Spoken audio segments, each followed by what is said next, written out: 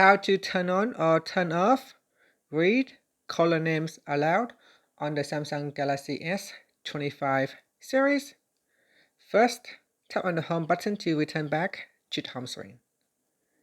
And from the home screen, open up the phone application.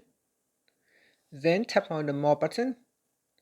Next, in here, we go down and tap on Settings. Now in Call Settings, we scroll down and tap on Answering and Ending Calls. Then tap on Read Caller Names Aloud.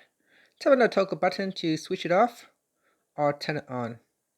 Now tap on the left hand side panel to further customize this feature.